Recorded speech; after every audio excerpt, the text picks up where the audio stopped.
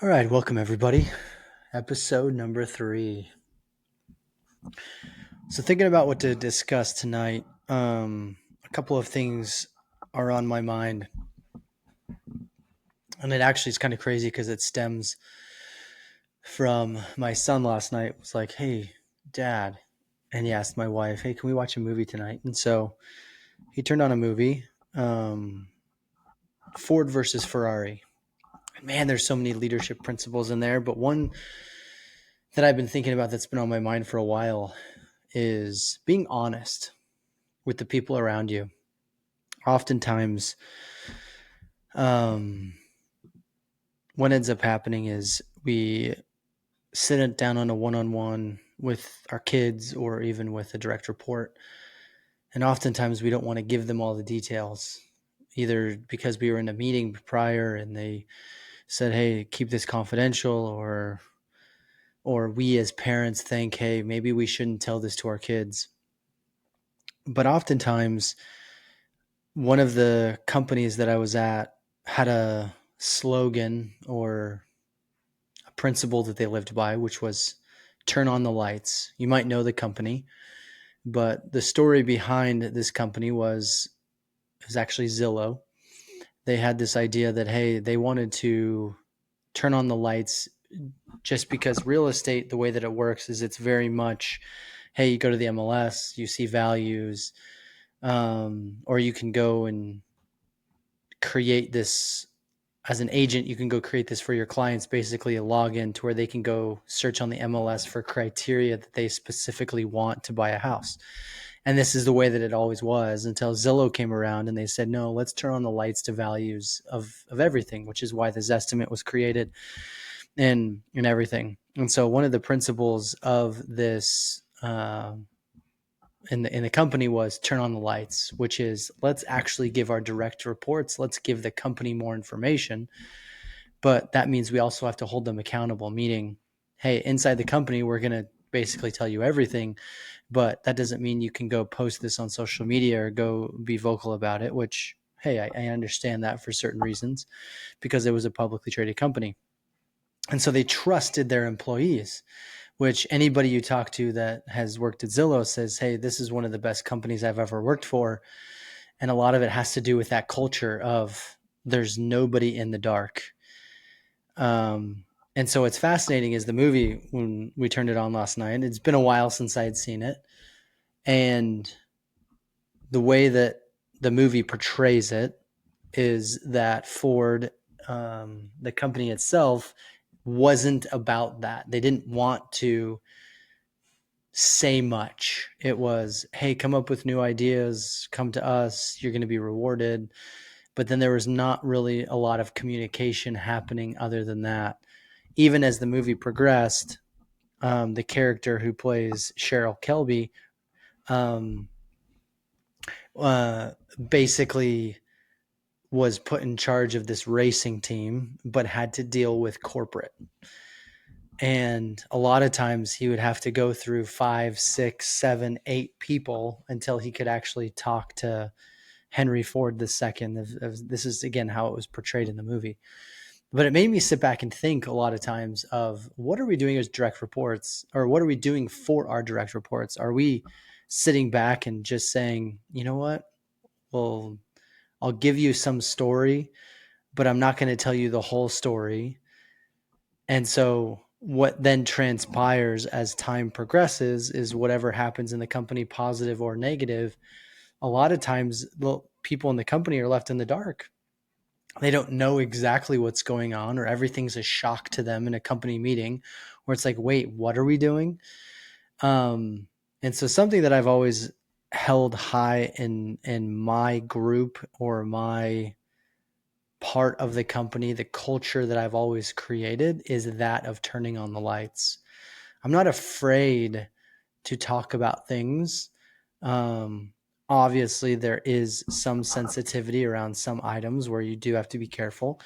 But for the most part, it's let me tell you the why behind why senior leadership and why we're doing this. A lot of times or every single time, it's the exact same verbiage that they would tell us, but it's the big thing is you got to turn on the lights. You got to give your employees confidence that you're fighting for them, that, hey, you're in it with us, so that they know what they're doing. So if there's a change, a lot of times change management's a big topic, but it's one of those things where, hey, we're going to make this change, and they make the change, but then everybody asks, wait, what?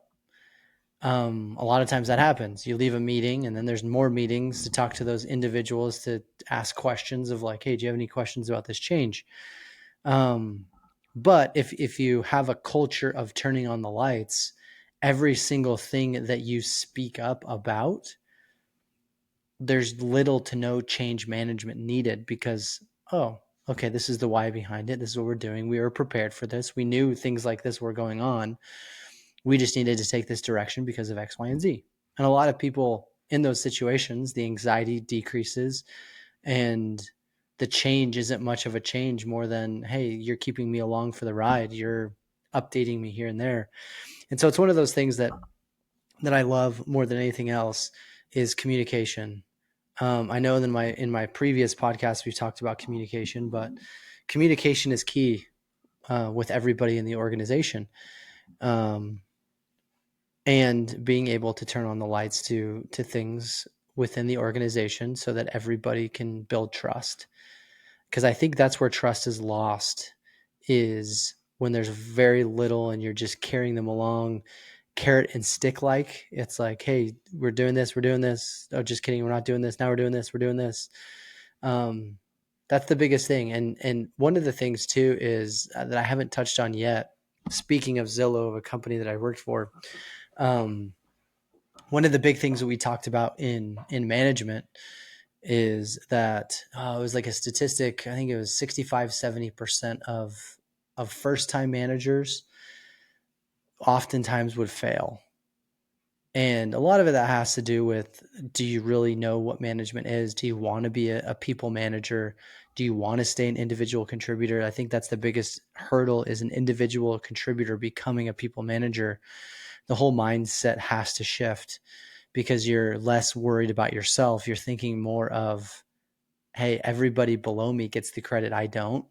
And when something fails, I have to take the accountability or the blame, and I have to protect my direct reports. It's just a mindset shift of, I care more about others than I do myself. I'm not working so for a title or for me. I'm working for the people that I manage. And so a lot of people struggle with that concept. Again, similar to doing the right thing, of you as a manager, sometimes are put in positions where you have to do things that maybe you didn't think that you would have to do, like turning on the lights, like explaining things more to your direct reports, but also knowing and being careful of not saying too much. It's a fine line, and there's a lot of pressure there. And you kind of have to be careful, but at the same time, it's when you know what is right, and you're used to acting with integrity and being honest and doing the right thing, then it just comes natural. I think it's when the gray area is, oh, I don't know if I should say this, and you don't know what to do in those situations. You might say too much, or you may say too little and not communicate effectively. But going back to one of the things that we talked about, is first-time managers oftentimes struggle with that adjustment, and oftentimes their own leader also struggles to know how to teach them how to be a manager. They need the support they need to be able to have success. And so it's something you have to look in the mirror quite a bit to understand, am I doing the right things as well with this first time manager? Am I supporting them? Am I teaching them how to think differently, that you're not an individual contributor anymore, and you have to do things differently, and setting up plans for them, and talking with them, and connecting with them, and communicating with them, I think is valuable. But going back to Ford versus Ferrari, one of the things that also is front and center about leadership in this movie is oftentimes Ford, in the corporate structure that they had, which is in meetings with Henry Ford II, and the movie portrays again, is that there are so many different leaders. And there's one scene where Carroll Shelby was describing an event where oh, this red folder, it had to go through all these different hands. And then before he even walked into the room to talk to Henry Ford II himself, it passed through even 4 to 5 more hands of executives of these people, of vice presidents, you name it, before even he got to see it. And yet it's interesting because it's like, why can't we just quickly make decisions? Why does it have to go through 6, 7, 8, 9, 10 other people before it gets to the top? Sometimes it's easier to go straight to the top. And so creating a structure is very important, of not over complicating it, of making it too big, too many decision makers, too many cooks in the kitchen. Growing up, as my parents would always tell me. I never got that concept till I got older, of like, too many cooks. What is that supposed to mean? But it's when you have too much of a leadership heavy organization, oftentimes you struggle to make any decisions.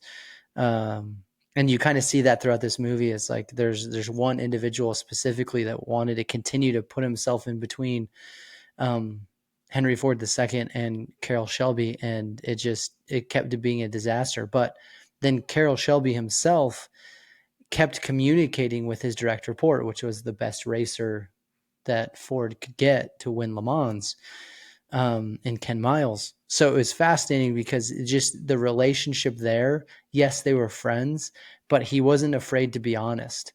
So one of the scenes that I thought was pretty cool was whenever Ken Miles didn't get invited to go race, Carroll Shelby told him straight up, "You're not coming with us, and this is why." And there was some frustration there. But because of that open communication, Ken Miles knew that Carroll Shelby was doing everything he could in his power, but it was the corporate individuals that had the final say in who was racing, even though they hired Carroll Shelby to create this insane race car to win Le Mans. And so they didn't really give him all the control. They just gave him a little bit of control. And then he kept taking more and more control. But what was fascinating is him as a leader, Carroll Shelby, oftentimes would do what he thought was best. And it caused anxiety and inner fighting within the Ford organization because of it. But in the end, you see what happens is his decision making was correct. The risks he took too were crazy. There was one scene where Henry Ford II was coming. Again, this is the movie. Not sure if it's real life 100%. But Henry Ford II came and rode in the race car that Carroll Shelby and Ken Miles had built. And basically his risk was, hey, if you don't put Ken Miles in the Daytona race, and if he doesn't win, you can take my whole company, which is the Carroll Shelby company. And so those types of risks for his direct reports are paramount. I know we talked about the movie, the last podcast or two episodes ago about Maverick, but it's similar. Leaders sacrifice. They take risks, but they take risks on their own accord, of like, I'm taking the risk, and if this fails, it's on me, not the direct report. And so he didn't tell Ken Miles that, hey, if he lost the next race, then he couldn't go and that he was going to lose his company. He basically said, hey, I got you a race. Go win it. Because he believed in him. He trusted in him to take that risk, which when you think of leadership, it's like, do you have that trust in your own direct reports to do those things, to take those risks, but also knowing, because your direct reports, you have so much trust in them that they're going to succeed. And that just takes a lot of communication, relationship building, so on and so forth. And like the way trust is built is amazing. Whenever you kind of peel back the onion, it just doesn't happen on the first day. It sometimes takes years, months, years, decades to build that type of trust with individuals. So anyway, as the movie progresses too, obviously Ken Miles goes and races, and one of the coolest scenes too is towards the very end, he basically communicated again with his direct report saying, hey, this is what senior leadership wants. They want you to finish all 3 at the same time. Even though you're way ahead of everybody, if you could just slow down to the other Ford cars, so Ford gets 1, 2, 3. And he's like, I don't want to ask you to do this, but I'm leaving it up to you. The car is yours. You make the final decision, and whatever decision you make, I will stand by you. That is true leadership. It's like laying everything on the table and understanding, okay, whatever you do, I will defend you because I trust you. And if you want to get first and do that, then great. If you want to pull back and still get first and finish with all three, that's great too. Like it's totally your choice, but I trust you and support you and will fight for you and deal with leadership, whatever decision you make. So Ken Miles on his own accord decided, hey, I'll slow down. What's fascinating is the very end of the movie, when Ken Miles crosses the line first, there's a rule that he started before the other two, and the other two are further back on the start. So even though he finished first just barely, another guy got first place because he started further back. It's a horrible rule. But Ken Miles still went down in history as one of the greatest racers ever. But again, he made his own decision. And so he knew, okay, I'm like, at the end of the movie, again, I don't know how it was like in real life, but the way the director did it was very good. Is that direct report said, hey, no, it is what it is. Let's think about the next race.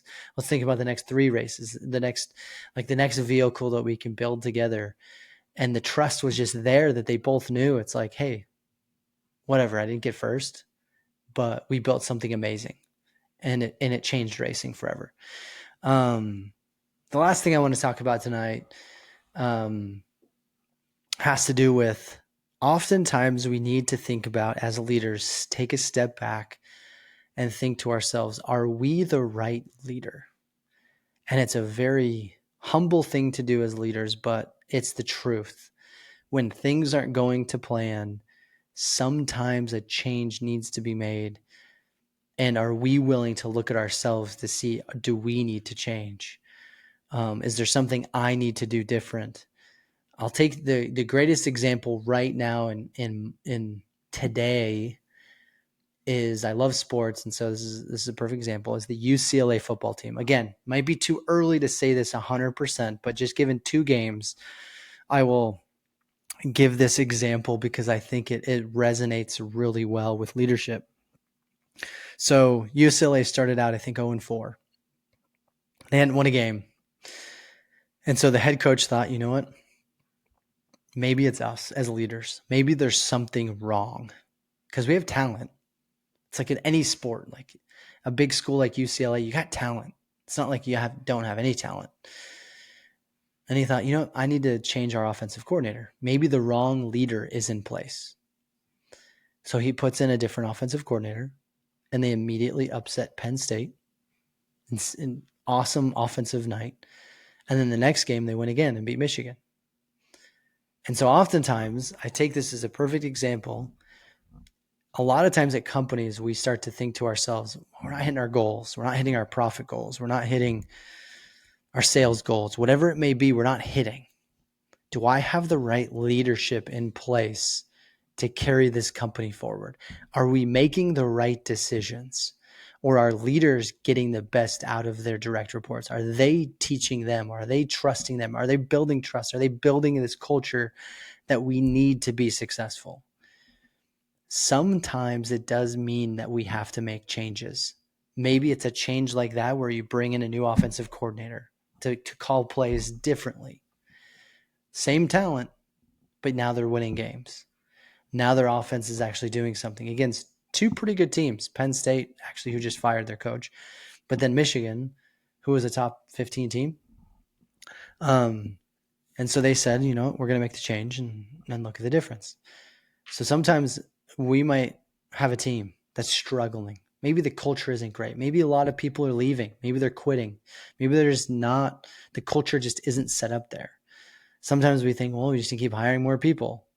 Well, maybe the biggest question you should be asking yourself is the right leader in that seat? Is the right leader asking the right questions? Are they being taught to build the right culture? Are they being coached themselves? And that's when vulnerability needs to happen within a company to realize maybe it's us. Maybe it's us as leaders. Maybe me as the CEO or the CFO or whoever it may be. Maybe we need to think differently. Maybe we need to do something differently. It's not our direct reports. A lot of times when you have high turnover like that, that cost is just massive. You hire somebody, it takes, I think I saw this on social media a while back, but when you think about hiring individuals, well, first you have to hire a recruiting team, or you have a small recruiting team, and then it's hours of interviews and hours of going through resumes, and then finally you reach to the end, and then you negotiate with the individual, and then you hire the individual, and then it takes usually 3 months for that individual to get acclimated within the company, and then another 3 months to figure out what his role is exactly, and then another 3 months to build his culture or whatever. It just takes a lot of time. And then oftentimes we get to the point where it's like, wait a second, we just spent all that time, effort, and money on hiring this individual, but yet they're leaving quickly. They're not staying in the company. They don't like the culture. They don't whatever. And sometimes it's like retention's key. So us as leaders need to think about, well, what am I doing wrong? Because it's me. It's not the direct report. The direct report, yeah, a lot of their things that they want are they want titles, they want money, they want these things, like whatever motivates them. But if you know those things because you hired this individual, it's like, what are you doing to keep them?